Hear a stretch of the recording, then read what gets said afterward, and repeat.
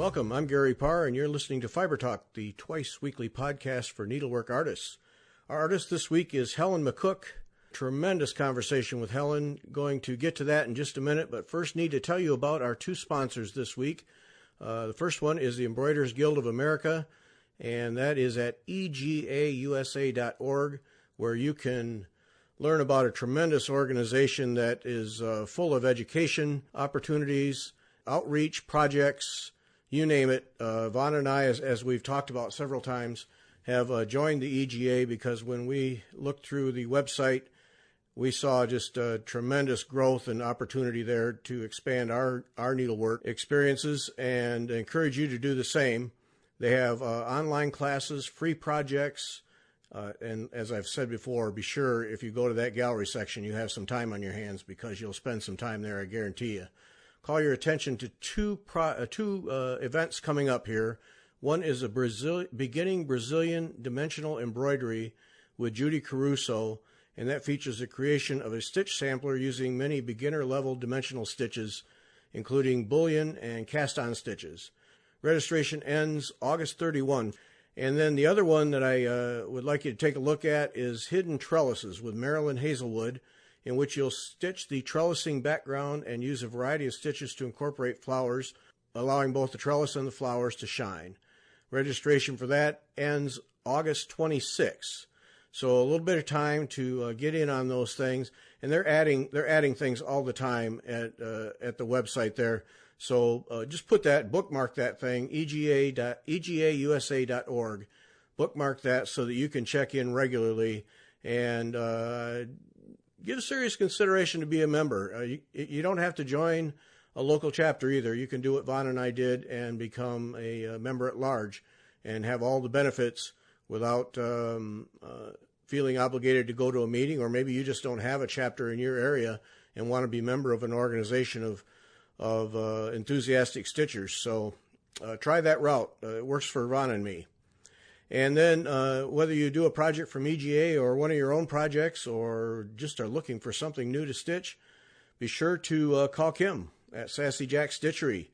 Kim will fix you up there, sassyjackstitchery.com.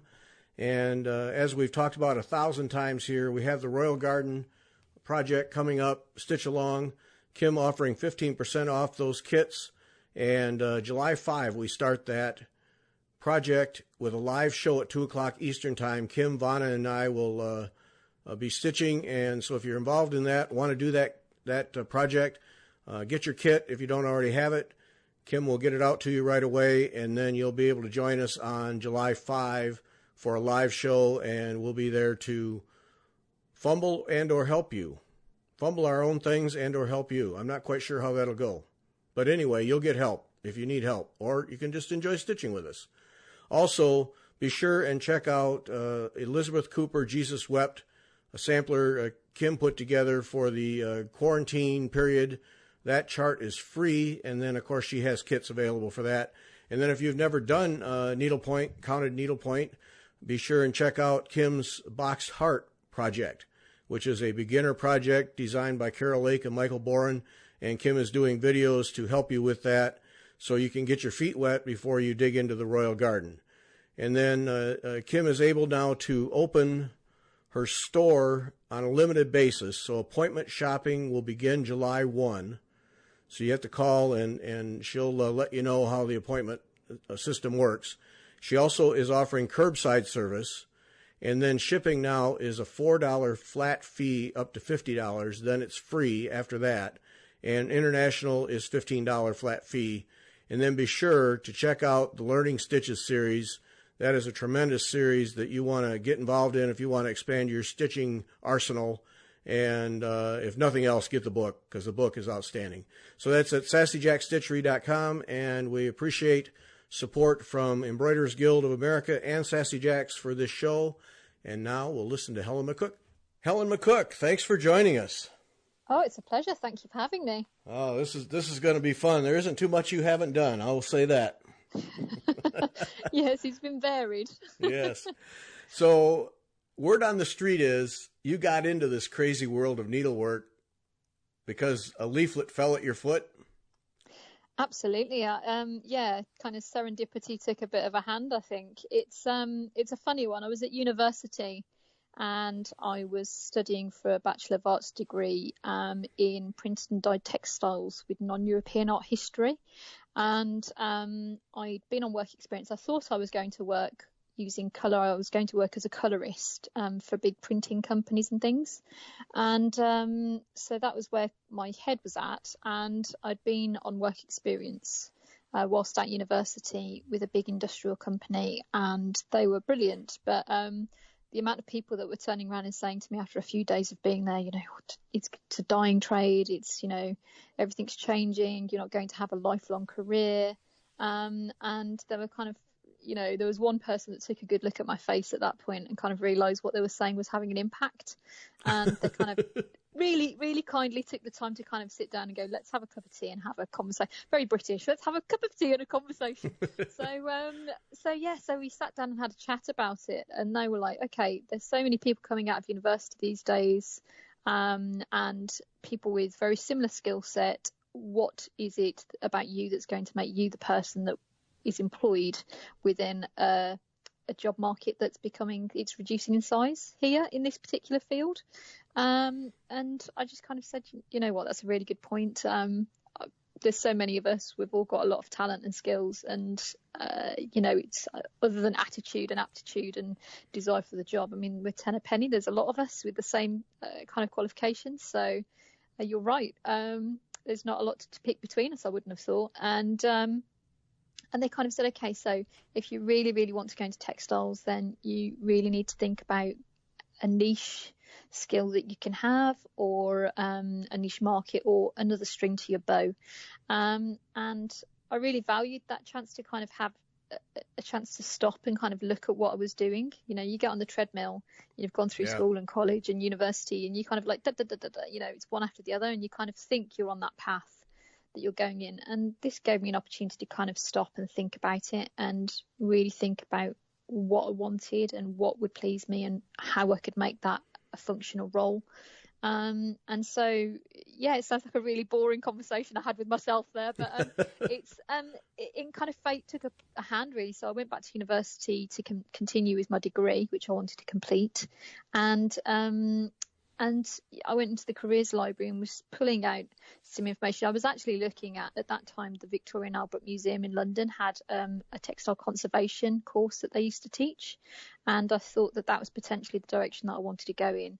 I pulled out some information regarding that, and a leaflet dropped on my feet, and it was for the Royal School of Needlework for the apprenticeship that they ran at the time. And I kind of picked it up and looked at it and thought, what's this? And I didn't stitch, so I didn't have any knowledge of embroidery at all. And I just kind of thought, I've never heard of this place. Hang on, did a bit of homework, and I kind of looked into it and I thought, crikey, this sounds interesting. So I ended up having two interviews with them and got accepted onto the apprenticeship. So I was still in my third year at university. And I knew I was going straight into the apprenticeship course once I'd graduated. So that was another 3 years full-time as an apprentice, and it was based at Hampton Court Palace. And it was just an incredible moment where your future just takes a left turn. And it completely moulded my absolute obsession and fascination with embroidered textiles from there. So all from that one moment of that leaflet dropping on your feet. So yeah. so you got all the way through 3 years of university without any real formal needlework experience at all? Yeah, so I mean, when I was little... And then a leaflet, and then you go right into the Royal School? Yes, it's bonkers. Okay, that's a ride.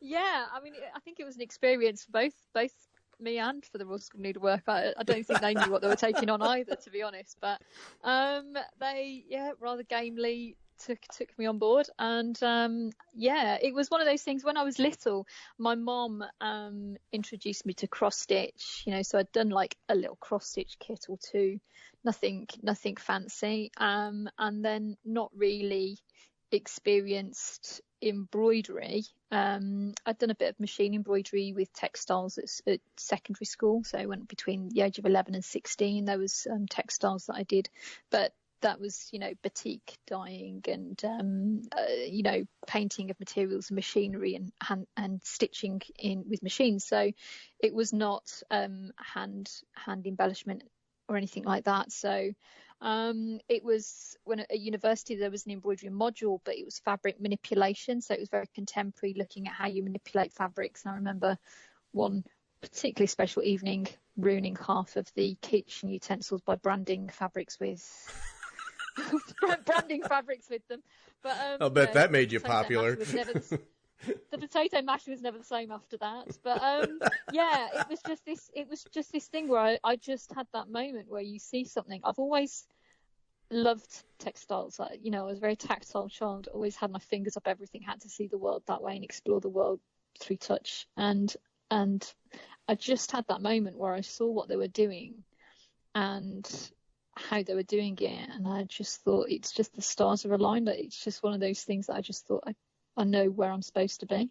And I didn't know what it was going to take to do it, or how likely was it they were going to take me, or otherwise, or I didn't know about any of those things. I just knew that if I didn't apply, I'd regret it.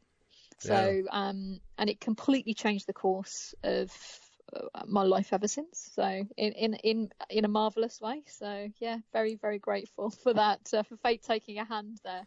So, okay, two conversations I have to know about.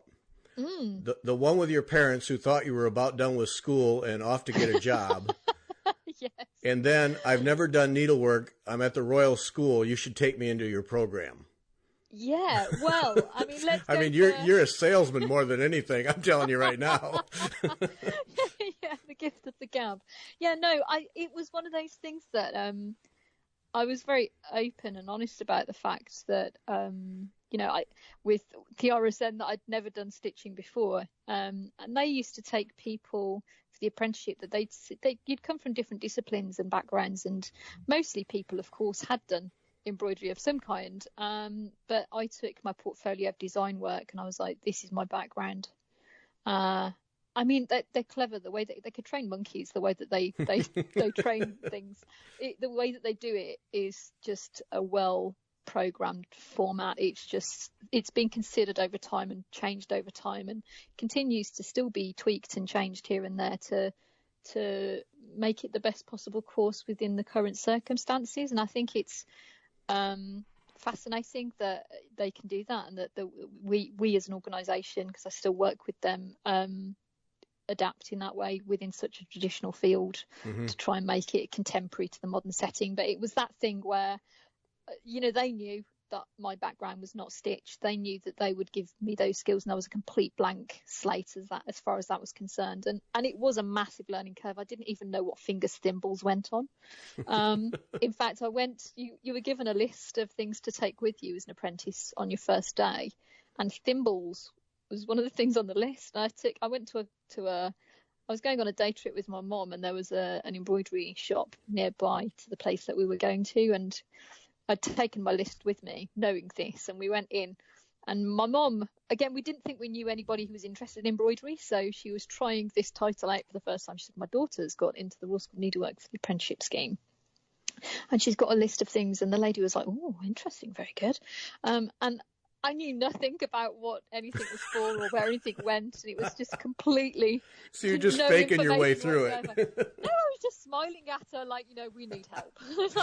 And she brought out this box of what looked like a thermidor, like for cigars, and I like a humidor, sorry, and I was like, interesting, what's this? And then she'd got out this very shiny array of differently sized thimbles, and I'd never seen anything like this before, so I was like, that's very interesting, because I've got very small fingers. So we managed to find what I thought was the right thimbles, and the lady in the shop looked at me and went, that might fit, but they're the wrong fingers, dear. And I could see her thinking, well, I thought it was a bit mean that she'd let me try them on the wrong fingers in the first place.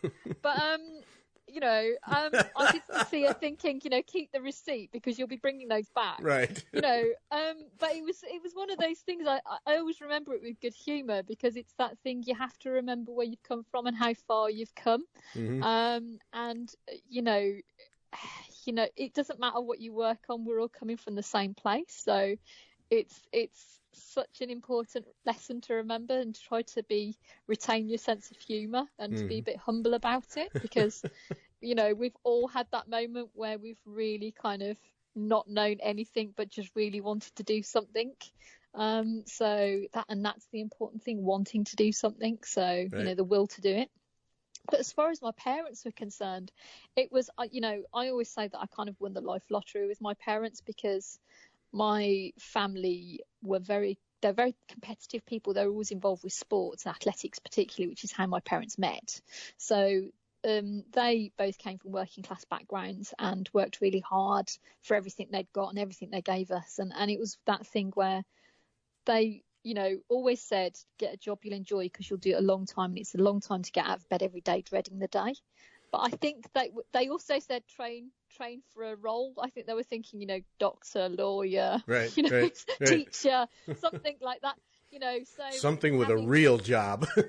Yeah, so that lovely title. But I think it's that thing where, because that was their experience, they were, and they always wanted to be so helpful because they wanted to, if you said you were interested in something, they kind of think of somebody they knew that did that or had an interest in that could maybe advise you and kind of pass on that knowledge. And they were always very kind of like, community was very important to my family, and particularly my dad. And so he'd always think, how can we help that person achieve what they want to achieve? And that was the way that we were raised. So it was quite important for them to be able to assist us. So I think one of their main concerns was not the fact that I was going to be studying for another 3 years. I think it was, well, where will that lead to? What will you do with that? Is there a job at the end of it? How can we help you? Because we don't know anybody that does this. Is this a job? Yeah, key question. All completely normal questions, and when you're in that moment, you're in that excitement of a new revelation. You're kind of, you don't think about those things. You're kind of just so blinkers on. So it's very important that somebody's going to stand there and go, okay, can we just sit and think about this for a little bit? So it was really funny because when I went for my 2 interviews, my parents came with me, and it was really funny because after the first interview, I came out, and the first interview was really interesting because it was with the principal, who was Elizabeth Elvin at the time, and she had the interview with you, and if you weren't going to get a second interview, you got shown the door. But if you were going to have a second interview, then she'd show you round, and then she'd show you round, and you'd get a chance to chat to some of the apprentices and ask you questions of them, and then and she'd take you downstairs and then say, okay, you've seen what we do, you've seen how we do it, have a think for a week, and if you'd like the second interview that I'm offering you, then let us know. But if it's not for you, it's not for everybody, but if it's not for you, then just let us know. And I came out of that interview thinking, I want the second interview. And I went and spoke to my parents, and they were like, okay, so what happens now? And I was like, I've got a second interview. And they were like, oh, okay. So I came to a second interview, and they were like, so what happens now? and I was like, well, I'll wait and hear if I've got the place. And if I've got the place, then I go at the end of August, start of September, and I'm here for 3 years full time, and that's it, so we see what happens. I work like stink and get my apprenticeship. So it was really funny because they were kind of like, okay then. And then when I got my letter, my letter arrived on my birthday, which was, they'd said, so that it was the RSM made me laugh because they said that they wouldn't send a letter out to let us know whether we'd got a place or not until after Christmas, so that we wouldn't have a ruined Christmas if we didn't get in. But I actually got my letter on the 21st of December, which is my birthday, so it was the best possible birthday present that year. So I got my place, and my parents, most other people's parents that I've spoken to, their parents were kind of like, oh my goodness, it's amazing, you've got a place. And my parents were like, right, are you sure you want to go? But the thing was, it was this amazing journey for all of us, really, because they knew nothing about embroidery either, and I went and took this place up, and which they were concerned about, because they were concerned about the outcome of what it would mean and how it would, this extra 3 years of study would affect my life, and going away from home and all of these things, normal parent worries, and right. And it was really lovely because they're the way that they are, and they're very interested and engaged with what all of us do. They learnt about embroidery as well. So I'd quite often, there's very good fabric markets and things in Birmingham where I'm from. So I'd speak to my mom on the telephone and say, Mom, I need some silk dupion. It needs to be like a peacock blue. And she'd go with my nan to the fabric market and send fabric in the post. And it was just a wider range than I could afford to purchase through the normal shops. At that point, as an apprentice, you weren't well paid. So it was a fantastic opportunity. But they would then go and get fabric for me and send it. And they were engaged with that. And it was lovely. So it was a learning curve for all of us, but especially for me. So well, now that must have been two aspects of going to the Royal School as an apprentice who's never done anything. Is you're a blank slate, so there's no bad habits to correct. Absolutely. But on the other side, that's a tremendous amount of work to effectively get up to speed, I would think. I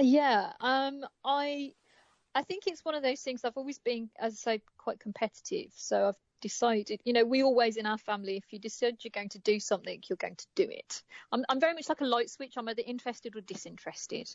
So, so once you've switched your interest onto something, you've got the laser beam of that interest. So it was a lot of work, and you're only going to allow it to intimidate you if you're going to say it's too much for yourself. Mm-hmm. Do you know what I mean? But if you're going to accept the challenge, you're going to take it full on. And as I say, I didn't know what it was going to take to do it. I just knew I was going to do it. Okay. So it was that thing about, it was great insofar as learning to stitch with both hands was no more abnormal for me than stitching with one, because I didn't stitch with one hand, let alone two hands. Right. So learning to stitch with thimbles was no more abnormal because I didn't stitch. So it was fantastic insofar as that for me, I was learning the, not so much the correct way, but the RSN way of doing it was the only way that I knew. So it's afterwards that you start to experiment, and so I learnt the technically correct way of doing things, or the way that the RSN does it is there's lots of ways of doing things, but I always say that the way that the RSN teaches and the RSN technique is the most efficient way of being able to replicate something to the same standard again and again. Mm-hmm. So there's a reason for the way that we teach each stitch in the way that we do. And you can explain what that reason is and why. And for me, knowing why you're doing things in a particular way always helped me remember how to do it. Yeah. So the fact that there's reasons for everything and you understand that, and then it's just, is my stitch length too long? Is it too short? Is my tension correct? So it's a process. So you just have to be willing to apply yourself and put the work in. So, and I was really lucky because the year that I was in was an exceptional year. So I had a really good year, and the girl that used to sit next to me in my first year was a lady called Emi Nimura, who is she works in Japan. She's from Japan. She came over from Japan. She was a professional bead embroiderer with books published before she came to the RSN. So wow. For me, having her next to me meant that my bar was very high. Yes. Because she set the standard. And so for me, I used to come in, initially I'd come in and I'd be, you'd have your full working day at the RSN, and then you go home, make your dinner, do your shopping, do the normal things that you need to do, domesticated things. And then you'd sit for another 4, 5, 6 hours at night doing your homework, getting through some more stuff. And then I'd come in the next day feeling really pleased with myself, thinking, yeah, I've achieved something last night. That's really good. I've moved this forward. And I'd look at hers and I'd think, it's like she's got pixies working through the night. It's like she's got an embroidery team in a apartment, and I genuinely didn't know how she was doing it. But obviously, the more familiar you become with something, the quicker you become, and the more confident you become. And it's about time spent on something, isn't it? So your familiarity and therefore your speed increases. So, and for me, that was actually really, I know that for some people it would have been quite demoralizing, but for me, I kind of thought, okay, well, I know what I'm shooting at. It's, you know, when you run a race, I always think, like, when you run a race, it's easier to run quicker when you've got somebody to chase. And that's how I applied myself to embroidery, which sounds really tactical, and it wasn't like that at all. It was, we all got on very, very well. In fact, I'm really good friends with pretty much everybody who was in my year. But as I say, it just really helped me to have that high bar and that ability to look at pretty much anybody in my year and kind of go, okay, that's great. What can I learn from that? How can I move this forward? How can I apply that to what I'm doing? Yeah. And that was brilliant for me. So yeah. Well, in those kinds of situations, those mental games are what gets you through it. You know, all right, I'm gonna chase the person ahead of me. Of course, choosing a highly skilled Japanese needleworker is I'm not so sure if that's the smartest move, but well, you know, if you measure up, you know. Yeah. As a child, I used to do cross-country running. As a teenager, I used to do cross-country running for quite a high-level athletics club, and you used to work your way, picking your way through the field. Like, okay, I'm chasing that person, and the next person, and then you look at the end game and you think, okay, well, how did I do against my personal best? How was my speed, like, compared to the last time I did this distance? And it's the same thing. I mean, Emmy sat next to me, so she was the person who I was looking at the most. Do you know? So what she was working on and how she was working was the most familiar to me. So, but then I also shared a house with a really skilled embroiderer called Goodwin as well, who was in my year, and we're the best of mates even now, and it's brilliant because we'd kind of compare things, and I'd kind of be sitting there at night working on something, and I'd be like, I haven't got a clue what I'm doing. And I'd knock on her door and go, Jen, like, can you remember how to do this? Or I've completely lost myself on that. Or she did the same, and we'd kind of bounce off each other, and it was just such a brilliant process. And as I say, you would just engage with it, absolutely immersed in it 24/7. Yeah. And I think it was completely necessary to be like that, because it just embedded the absolute love of it. You know, it's going to either make or break you to live that life. It's like an endurance camp for 3 years. Right. And for me, it completely embedded that obsession. Yeah. Yeah, because that's exactly what was going through my mind is, in that situation, you either go left or right. And left is out the door. I can't stand this. Or you just bury yourself and it becomes part of you. Yeah, I mean, it completely. I always think it's a bit like a stick or rock. If you cut me through the middle, then you'll see embroidery kind of through the core.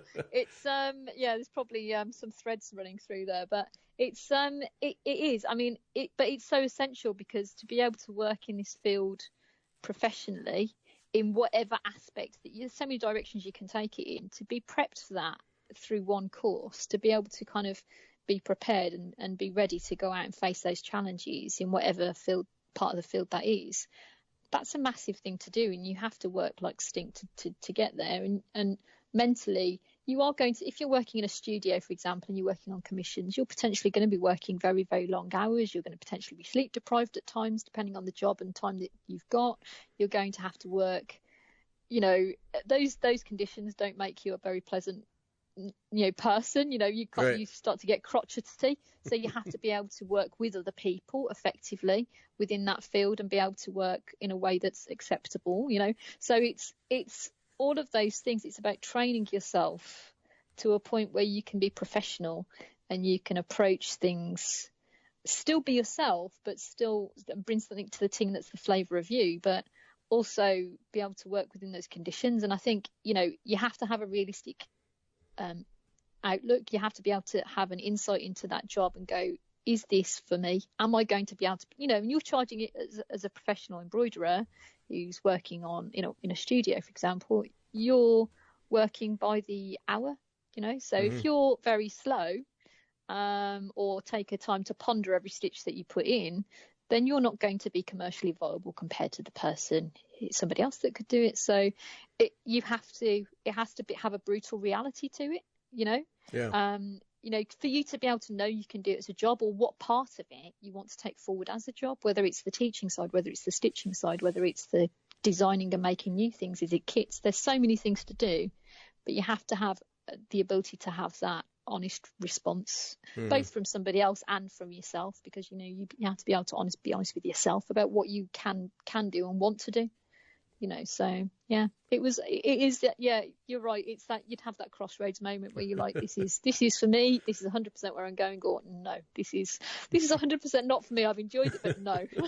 time's done. Yep. So. And you best make the right decision there, because yeah, I think so. So then, it was very much set in the fire, isn't it? You're molded in the fire. You're kind of like, if you can experience that and come out with a love of it and still want to do it, nothing's going to be as hard as that. Oh yeah, there's no question about that. Yeah, if you still love it after that, yeah, you're good. Yeah, exactly. So what's the transition now after you finish your schooling there? You stayed on and taught. Yeah, How did you transition out of that? Well, I've always taught for the RSN. I really feel passionately about that. I've taught for the RSN and for other places. And I really, because of the opportunity that they gave me to learn, I want other people to be able to have that enjoyment, to have those skills at their fingertips, and to understand all the different aspects that it can give you, even if they're only learning one aspect, whether it's relaxation or mindfulness, or whether it's, the joy of seeing something being created. I love that, and passing on those skills is so important. So for me, I always love that. I love spending time with people and getting those skills out there and sharing that with people, regardless of age, background, whatever they want to do with it. I want them to know it. And so that was really important. So I always did that with the RSN and other places. But when I finished my apprenticeship, when I graduated, I was just aware that you could apply to stay at the studio and work in the studio as an embroidery stitcher within the studio, but I didn't do that because I was aware that it was a very safe environment. But at that time, if you were an embroidery stitcher, you weren't involved in the pricing or the quoting or for any of that side of it. So I knew that there was a lot that I didn't know, and I knew that at that point I'd got no responsibilities, and it was that thing, I don't know what I don't know. You have to go and try it to find out what you need to learn. So I decided at that point to go freelance, to get a normal part-time job to pay some bills, and to go and see what I didn't know. This is the part where your parents are cheering loudly. Bless them. They actually, because I said I was going to be going back home, we always used to joke I was a boomerang baby, but I was very fortunate to get on with my family very well. So they they always had an open door policy, and they were like, as long as we can see you're working as hard as you can at what you want to be, we'll support you. As soon as you're dossing around, that's where we start to cut the support line. And I think that's so important, because I think they'd got things that they would have liked to do when they were younger, and financially their situation was not able to support that. So for them, they wanted to be able to support their kids to be able to chase their dreams, as long as they were working, as long as they weren't pie in the sky. I mean, as long as they were as long as you weren't like, I'd like to be an astronaut tomorrow. It needed to be realistic, and you needed to be able to show them that you'd got a plan, that you were working towards something, and that you were working hard. Once they could see that within reason, they'd support you. Mm-hmm. So I came home, got a normal job. I was working in a shop, and they did the rotas every week, so I'd just be able to say, okay, next week I'm not available Wednesday, but I'm available the other days, or however many days I got freelance work doing embroidery, I could tell them.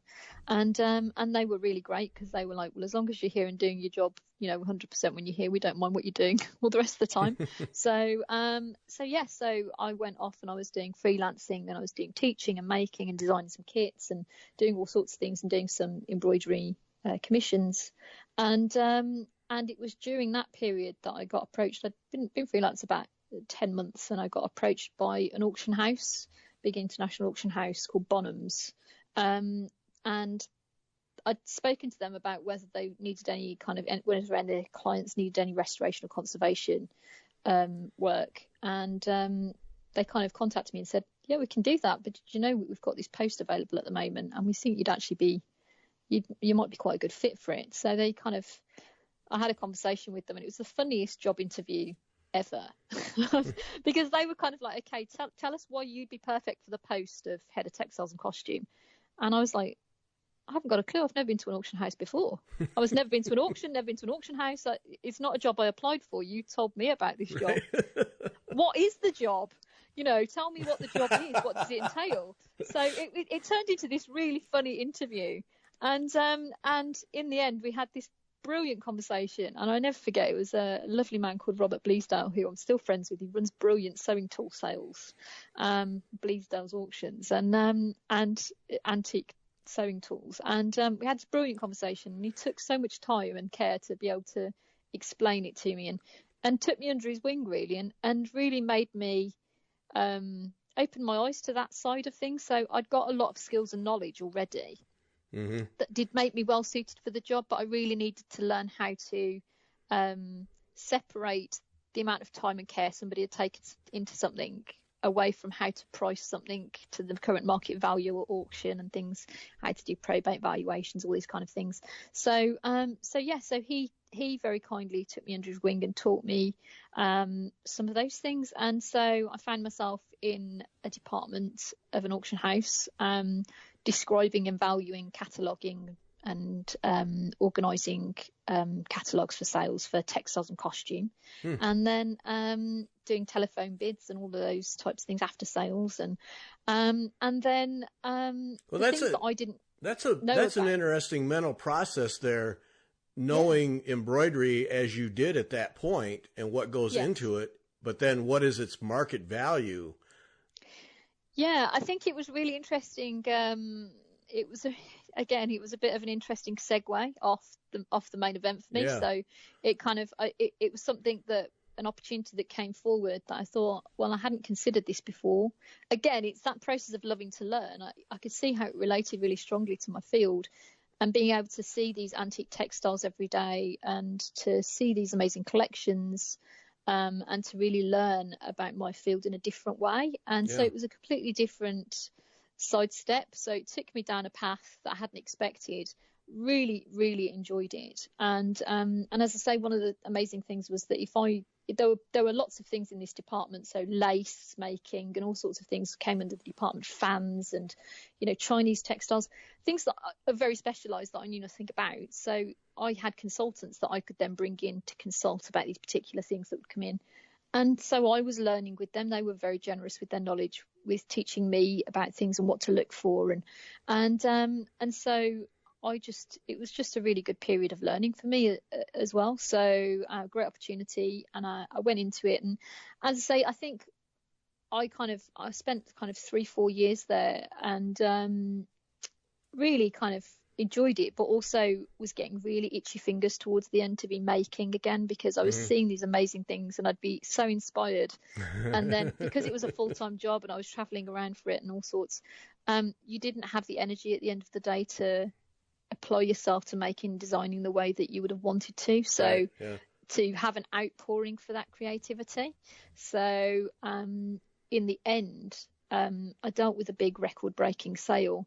There was an export ban on it. There was all sorts of things. And I thought, things aren't going to, the beauty about this field is that you age like a fine wine. The more that you know, the more valuable you become. So, sure. But having said that, I just really felt strongly that I needed to go back into the making sector. So I kind of took a rather brave choice and leapt into being an atelier manager. So I became atelier manager of Hand and Lock in central London. And so I was running their studios, which dealt with the theatre and fashion and film and one-off commissions and things. And so it was a complete leap into a different field, because having gone from the auction house, where you were dealing with the price, the perceived value of something, including its age over time and the kind of collector's market, the trends in the collector's market of what was attractive and what was collectible and why.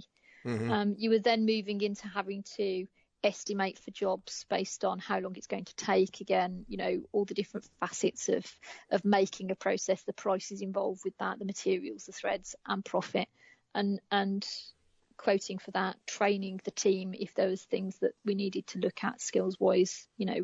Okay, what can I teach that person? What can that person teach this other person? How do we keep those skills up?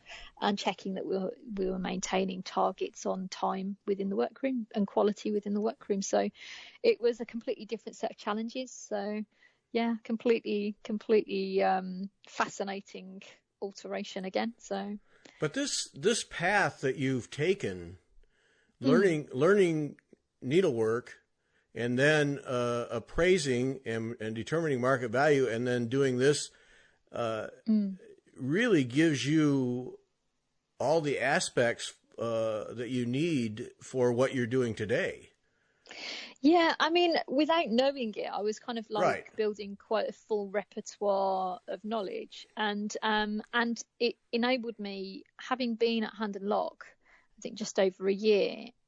I'd had some personal life changes, and I thought, okay, where do I want to be? What do I want to be doing? How do I want to spend my time? Mm-hmm. And I realised that actually my aim eventually had always been to go freelance, to be able to pursue all the different facets that interested me the most. So I had learned what I felt I needed to learn to be able to do that properly. So the first time I'd been freelance, it was kind of testing your teeth to see what you didn't know, to see what you needed to know, Sure. seeing what you needed to learn and what skills you needed to pick up. By this point, I felt, this was 2008, and I felt like I'd got sufficient skills to be able to go freelance with the confidence and knowledge of being able to feel like I could support that properly. I had different skills to those which I came out of the RSN with, and I felt like I had a different approach and outlook entirely. So I'd kind of added to those skills and felt like I was ready for that. So yeah, and now it's really interesting because, all the different facets that I find interesting. People always find it really strange that, I'm interested in the history and research of it. I'm interested in the technical making skills. I'm interested in the teaching, and they find them quite disparate. But to me, they all link together really strongly. So again, as I say, I love to spend my time with people and talking to people and finding out about how they respond to embroidery and what they want to do with it and where they want to take it, and teaching them those skills. But then I also really love to spend time in a solitary manner designing, getting completely immersed in the stitching process. So to me, it's a really good balance of those things and aspects that I need to pursue and the things that I need out of a job. So you find equal satisfaction in both? Yeah, absolutely. I think for me, it's very much yin and yang. You need the balance. I need the balance of that. So I couldn't spend my time 24/7 in people's company. But then I couldn't be on my own 24/7 either. It's that thing about needing both aspects to feel like a complete circle. So for me, it all really balances itself off, and it gives me everything that I need from a job. Mm-hmm. So yeah, it's really important. So when it comes to design time, complete immersion, like shut the world out? Yeah, I mean, I really enjoy that process where you can kind of get your head into that. Like, so designing was one of my first loves, really, because I think it's, the way that you see the world, but your brain playing with the way that you see the world. So, I love to design. So for me, it's quite a straightforward process. I really enjoy immersing myself into it, and it comes quite easily to me because I've got that background and I've trained in it and I love it. I feel very comfortable with it. But it's sometimes the challenge is more than anything because things feel complete in your head. So you can imagine I can imagine in quite a full manner. Once I've got an outline on paper, I can imagine what the colours are going to be like. I can imagine what the texture is going to be like. So for me, the challenge is sometimes to make sure that I push through to the completion point where it actually is finished in fabric, because it's in your head, really, so you're good to go. Yeah. To me, it's a really beautiful thing. So sometimes you have to think, no, actually, this needs to be out in the world rather than just on the inner world. It's sometimes that's the challenge because, as I say, retaining your interest all the way through to the completion of that project. Because as I say, the inner world's quite beautiful already. So, it's perfect, folks. Trust me. If you could just see it. Yeah, exactly. But I think as well, it's that thing about knowing why you're doing something as well, because I'll quite often pursue within classes that I teach or kits that I create. I'll quite often pursue things that I'm interested in or techniques that have taken my attention at that particular time. So that's really good because it gives me a purpose to make that a finished thing in the outer world.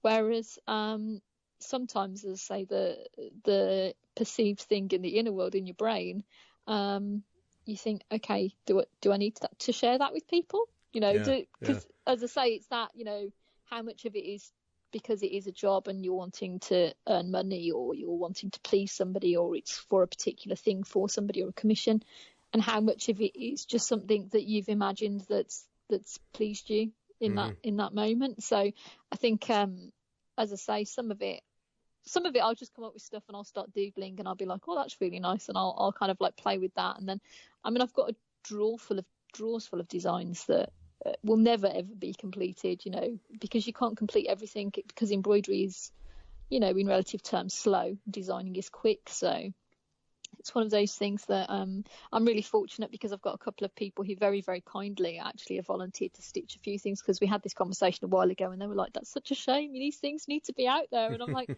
I've not got time to stitch everything that I imagine.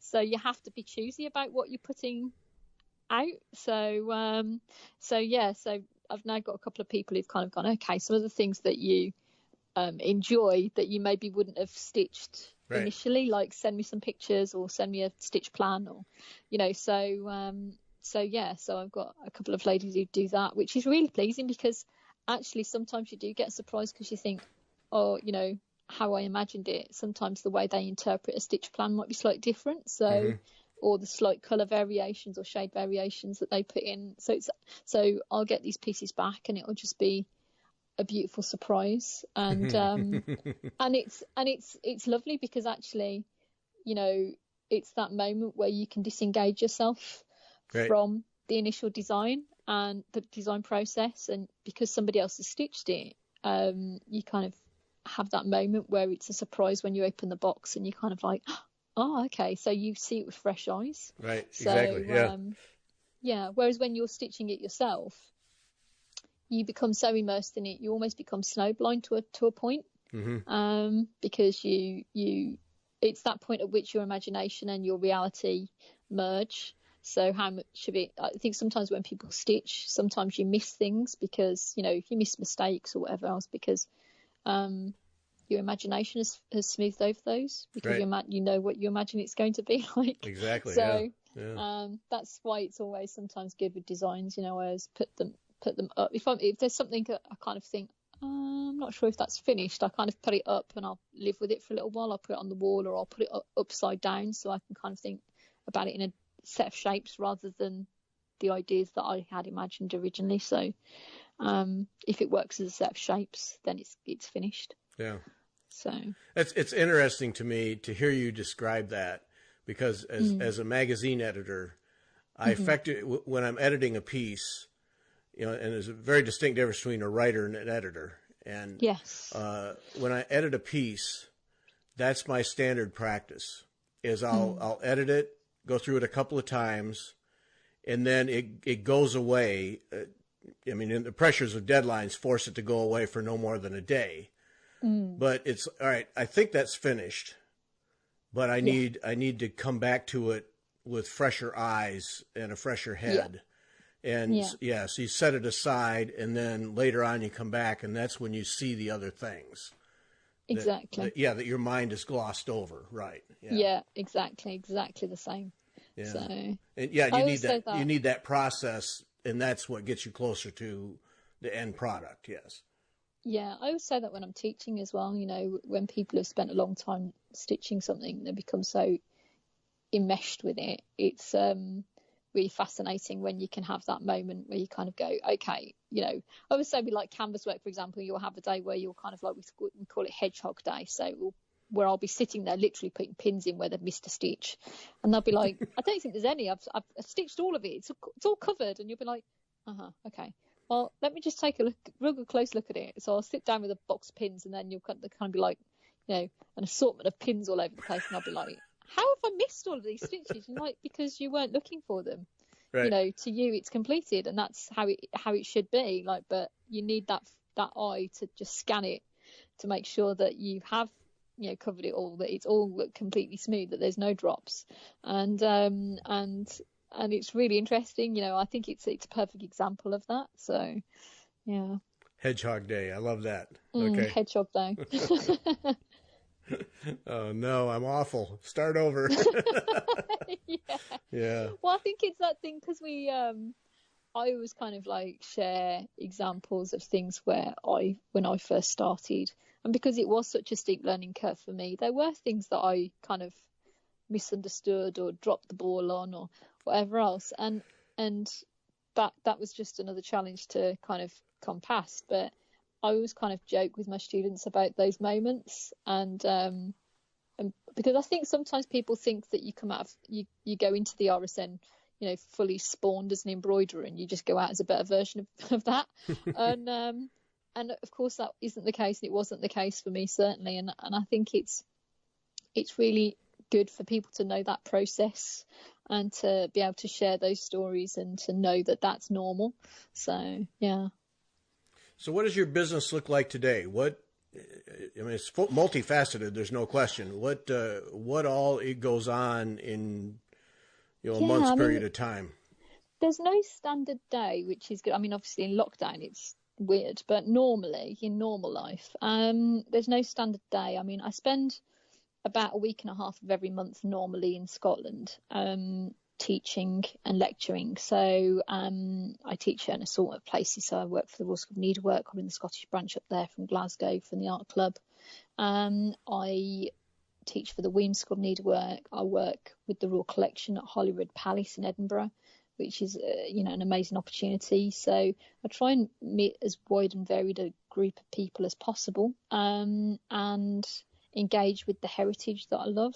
So for me, things like working at the portrait galleries or working at the National Gallery or working at Holyrood, it's because it's in that setting where you can see historic artifacts, where you can see historic textiles, or you can see representations of them in portraits. So for me, it really gives it that lovely full circle to be able to see things in context, and to share that context with people. But so that's kind of a week and a half to a week of every month. I spend a lot of time designing and making new kits, whether that's for classes or whether that's for retail. As I say, I spend a lot of time. I do also do restoration aspects of conservation for people. So I do some of those. So commissions come in for that, and then commissions also for theatre, film, one-off bespoke pieces for people that they want to have. So yeah, but I think also kind of fielding a lot of questions. So people kind of like, the more you're kind of out there, the more people kind of use you as a sounding post. So it's kind of like asking advice on threads or fabrics, or so there's some of that goes on as well. So yeah, it's a real mixture. And I've been doing some work with trying to develop some things with children at the moment. So during lockdown, one of the things that I've been doing is thinking about how children respond to embroidery, or how they would respond to embroidery. So I've been kind of developing some things that I want to do as lockdown eases here. So I've been thinking about that a lot as well. So how we kind of get what I love to the next generation. So I've always done stuff in schools and special projects in schools, but trying to get an engagement with people outside of a school setting, children outside of a school setting as well. So but yeah, I mean, one of the things that I've been looking at in lockdown is, apart from doing a lot of stitching and designing, I've been working out a new website which is coming out shortly, and just trying to master online things really. So I think the there's always an element where I think training as a hand embroiderer, there's probably a large proportion of us that are slightly of the Luddite kind of persuasion. So I have both admiration and awe of people who are fully au fait with all of the systems on how to make things work online and how to get things up and running. And I've been kind of slowly learning. So it's been a process for me. So I really love social media as a way of engaging with a wide proportion of people. So I've been trying to learn more about that and engaging with that, but also kind of thinking about how you want, as you move forward, what your legacy is. So, I think of all things, people at the moment are thinking about, mundane things also, but, where to get bread. But it's, people are thinking more increasingly about, what is it that you leave behind? So I think I've been considering that quite a lot as well. I think about how that changes how I move forward, and also who you can reach out to during these times, because obviously normally when people are taught by me, they come and they are in a physical place. I physically see them. So and that obviously working online changes the way that you can engage. So I've been kind of looking and experimenting with that as well. So that's an interesting kind of change, really. So it's, I've been thinking about how you embark on that in a way that you maintain your standards and that the person feels that they're getting a connection with you as well. So I think that's one of the things that people want from embroidery. It's about learning something. It's about satisfaction of having a skill, moving your skill forward, but it's also about that connection. Right. I think that's really important. So I've been kind of experimenting with that whilst we've been in lockdown. So it's been quite a valuable time. I mean, whilst obviously not ideal, far from ideal, rather stressful on many fronts. You have to see it as an opportunity as well. It's the way that you engage with anything, isn't it? It's an opportunity to learn something about myself, learn some new skills. So change direction if possible in a different way. So yeah, we've been having discussions in more than one show recently about the online technology and how it's changing and going to change, I think, long term needlework and the way people are instructed and the way they learn, but also access that they have to teachers, designs, schools that would not normally be accessible. And I think that there's a real upside long term for needlework just because of this, people being forced to continue on with businesses by learning technology and how to do things online. I think that will carry out and end up being a real silver lining out of this thing. I think you're absolutely right. I mean, I think, diversification is massively important. And I think it is that thing where, I've done community work as well, because I think it's important that, people are able to access knowledge affordably as well. So, this does mean that you can have a look at the prices that you're paying for something. So, when you come down to the brass tacks of it, if I'm having to travel somewhere, not only are they having to pay for my costs of tuition, but they're having to, within that cost, there has to be my financial costs have to be met. So, if I've had to travel somewhere, if I've had to stay somewhere, if I've had to be fed, so those things are taken away when you're working from your studio or working from home, so it becomes more accessible price-wise to a much broader range of people. And I think it's been really interesting because the amount of people who've contacted me because they've had a realization at home as well as, the amount of people who contacted me during this period who have said, when this is done, can you do some beginners things? Can you do some things for people who've never picked up a needle before or haven't picked one up in years? Because I've just realized I don't have a hobby that either I don't have a hobby or I don't have a hobby I can do indoors because I'm normally part of a team and I'm outside normally, or, it's one of those things. So, something that they can do inside the house. So it's been quite an interesting moment, I think, for everybody to have a real reflection on what they want to spend their time on and how they want to spend their time and what they normally do. And let's face it, there's only so much Netflix you can watch. Right. Well, that was a thing a friend of mine who has 2 teenage daughters posted on some social media somewhere. They were setting up a trampoline in the backyard. And he said the kids have found the end of the internet. And now we have to do something else. And there's no Wizard of Oz at the end of right. it. It just comes to a grinding halt. Yeah. Yeah, and that's what exactly that. Yeah. Now what? Yeah, it is, and I think when you get to saturation point, and I think it's really interesting that how quickly some people got to saturation point and how long it's taken others. And everyone's on their own path, and I think it's really fascinating. As I say, as the weeks and months have progressed, just the sheer amount of people who've been kind of like, okay, I'm done with this now. I need something else. Can we do this? Can we do that? So it's been really interesting, as I say. And as you know, embroidery is always something. It's a good opportunity to talk.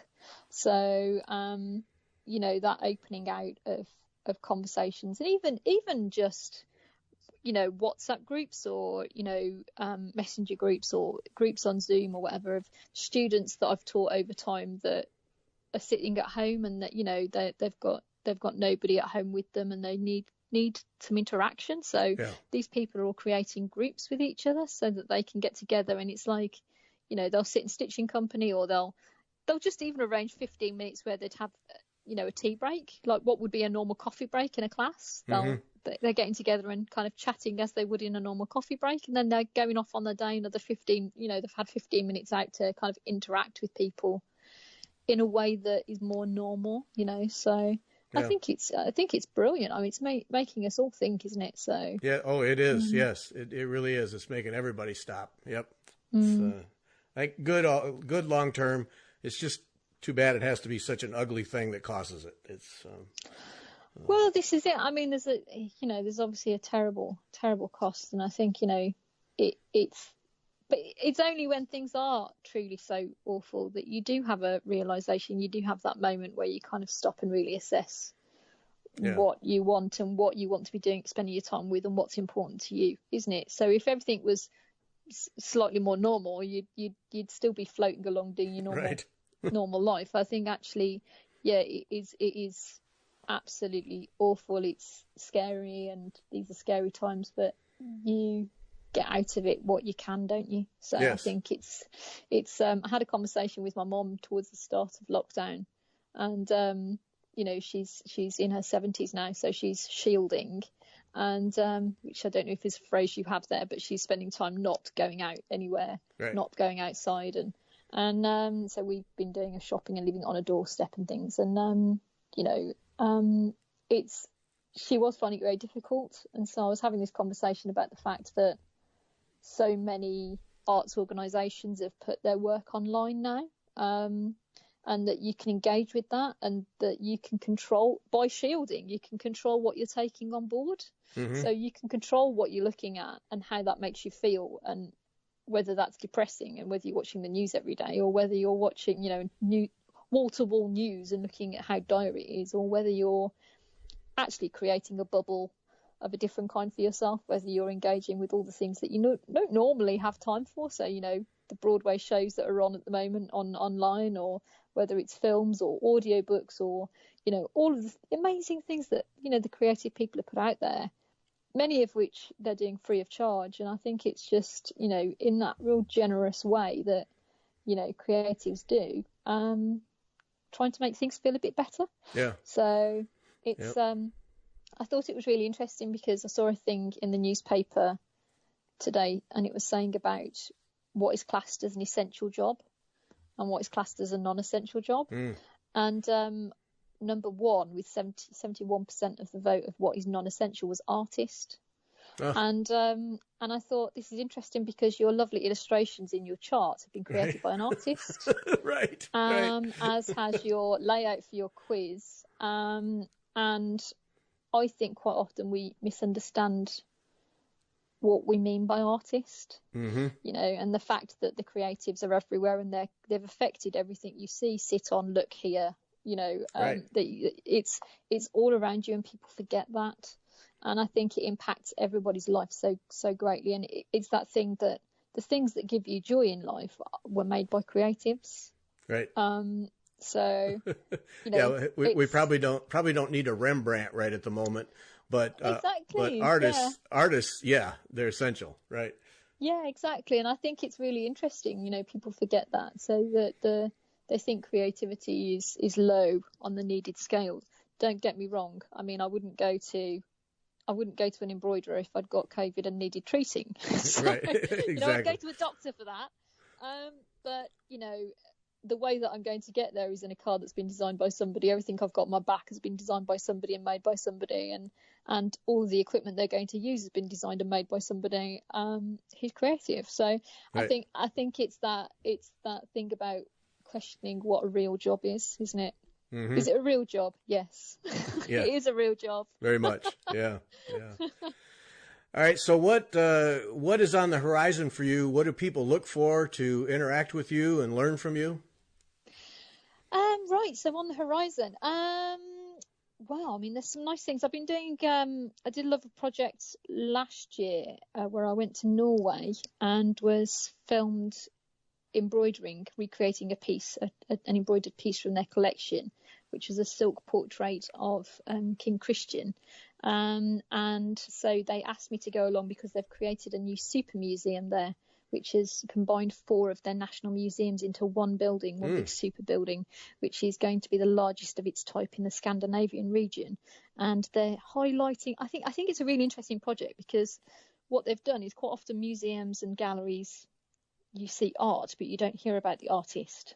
And so they're engaging with that making as well as the end product.